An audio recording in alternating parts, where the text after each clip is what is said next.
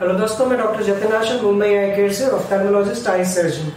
आज हम डिस्कस करेंगे कॉमनली यूज्ड आई ड्रॉप्स के बारे में। ये वीडियो सिर्फ एक एजुकेशनल पर्पस के लिए है और इसमें बताए गए हुए कोई भी आई ड्रॉप्स के बारे में हमें कोई भी फाइनेंशियल इंटरेस्ट नहीं है और ये वीडियो सिर्फ आपकी जानकारी के लिए है। और इसमें जो ड्रॉप्स के बारे में बताया जाएगा, हम आपके रिक्वेस्ट करेंगे कि जहां तक हो सके डॉक्टर की सलाह के बाद ही इसका इस्तेमाल करें। ये सिर्फ आपकी इंफॉर्मेशन और एजुकेशन पर्पस के लिए हम आपको बता रहे हैं। बेसिकली कई बार ये सिचुएशन आ जाती है कि जब आप बाहर होते हैं या आपको डॉक्टर को एक्सेस करना बहुत मुश्किल हो जाता है और कुछ कॉमन सिंपल बीमारियों के लिए कई बार आप ओवर द काउंटर मेडिकेशंस ले लेते हैं। इन मेडिकेशन से कई बार कोई कॉम्बिनेशन मेडिकेशन जिसमें स्टेरॉइड भी होती है, लोगों को नुकसान भी हो सकता है। इसलिए हम कॉमन आई ड्रॉप्स के बारे में बताएंगे जिससे कि आप इस्तेमाल करके अपने कॉमन आई कंडीशंस को सॉल्व कर सकते हैं।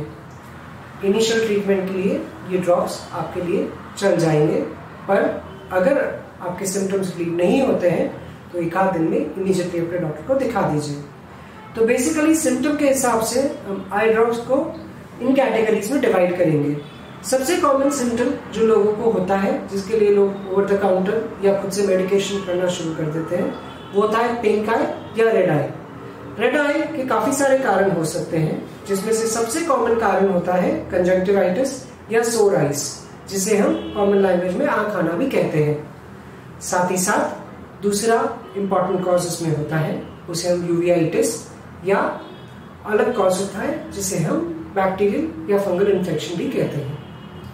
इन सब में अगर आपको कंजंक्टिवाइटिस है, जिसके लक्षण में आपको आंखों में रेडनेस आना, इरिटेशन होना, पानी आना होते हैं, तो आप इनिशियल बेसिस पे बर्फ की सिकाई करके लुब्रिकेटिंग आई ड्रॉप्स जैसे कि tier drops, refresh tears, cysteine ultra, हाइला fusion, फ्लोजल ultra आदि इस्तेमाल कर सकते हैं। इन ड्रॉप्स के साथ कोई भी माइल्ड एंटीबायोटिक ड्रॉप जैसे कि सिप्लॉक्स या ओफ्लॉक्स का इस्तेमाल कर सकते हैं। अगर आपके सिम्टम्स में एक दो दिन में रिलीफ नहीं मिलती है तो आप आई डॉक्टर को तुरंत दिखाएं। सेकेंड कॉमन कंडीशन जिसके लिए लोग ड्रॉप्स का इस्तेमाल करना चाहते हैं वो होती है इरिटेशन, इचिंग या ड्राइनेस। ये सिम्टम्स आंखों की एलर्जी या ड्राई आइज से हो जाते हैं। इस कंडीशन में कॉमनली आप लुब्रिकेटिंग आई ड्रॉप्स जैसे कि मॉइस्टेन, टीयर ड्रॉप्स, जस्ट टीयर्स, लैक्रिमोस वगैरह इस्तेमाल कर सकते हैं।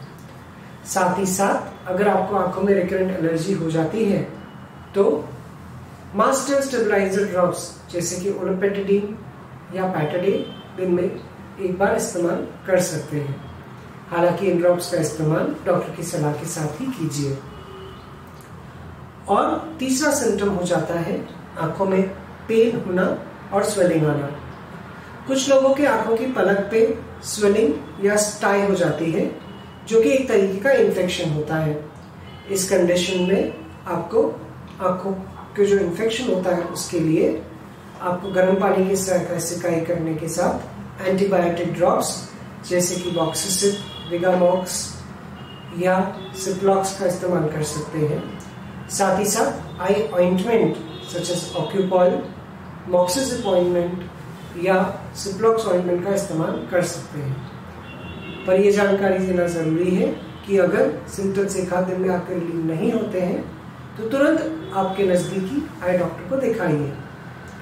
आई ड्रॉप्स और ऑइंटमेंट्स कई कैटेगरीज के होते हैं, तो अगर हम कैटेगरी वाइज इनको डिवाइड करते हैं तो सबसे कॉमनेस्ट है लुब्रिकेटिंग आई ड्रॉप्स या मॉइस्चराइजिंग आई ड्रॉप्स। ये ड्रॉप्स जो होते हैं वो आंखों में नमी बनाए रखते हैं और आंखों की परत को लुब्रिकेटेड रखते हैं। इस कैटेगरी में ड्रॉप्स होते हैं tear drops, normal tears, just tears, Lacrimos, Systane Ultra, Refresh Tears, Hyla Fusion, Lacryl Ultra आदि। इन ड्रॉप्स को कोई भी इंसान इस्तेमाल कर सकता है। यूजुअली अप टू 4 बार की डोसेज में इनके कोई साइड इफेक्ट्स नहीं होते हैं।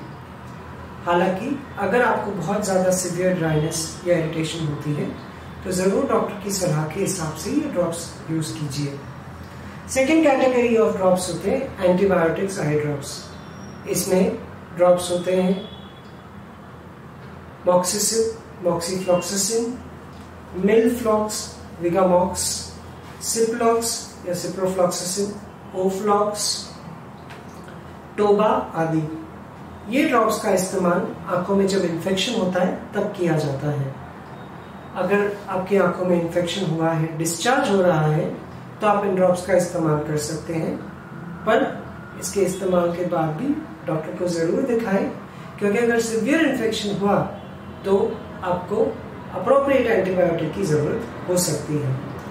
थर्ड कैटेगरी होती है एंटी इंफ्लेमेटरी ड्रॉप्स, जैसे कि एनसेड्स ड्रॉप्स, जिसमें मेगाब्रोम या ब्रोमफेनाक या यूनिब्रोम या निवानाक या जिनेट, ये ड्रॉप्स होते हैं।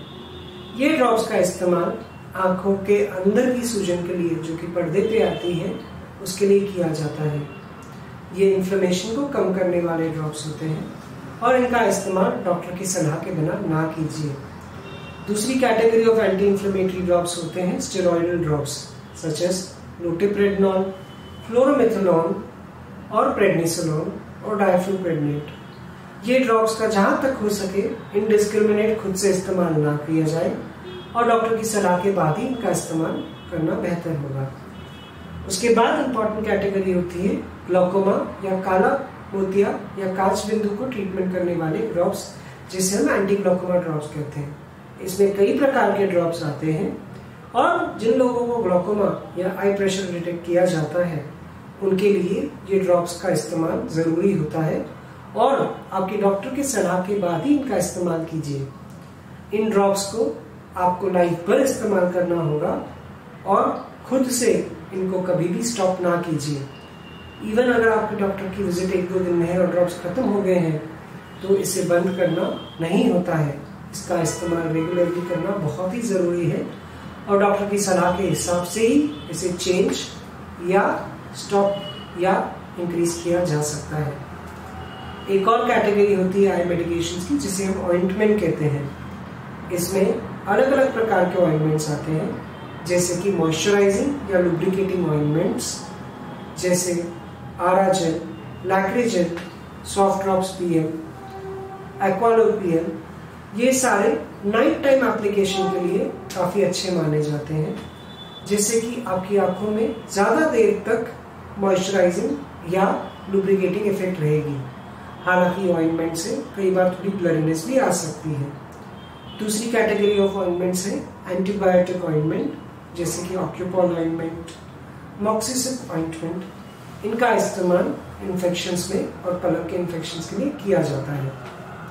इन ए नटशेल ये सारी कॉमनली इस्तेमाल की गई आंखों की मेडिकेशंस हैं, पर जहां तक हो सके सेल्फ मेडिकेशन अवॉइड किया जाना चाहिए और डॉक्टर की सलाह के बाद ही आप मेडिकेशन इस्तेमाल कीजिए। पर इमरजेंसी सिचुएशन में आप सिंपल ये मेडिकेशंस को यूज करके थोड़ी देर के लिए अपने आप को रिलीफ दे सकते हैं। मैं डॉक्टर जतिन आशु, मुंबई आई केयर से, ऑफ्थेल्मोलॉजिस्ट आई सर्जन। आपकी आंखों की हर बीमारी के लिए हम हमेशा उपलब्ध हैं। धन्यवाद।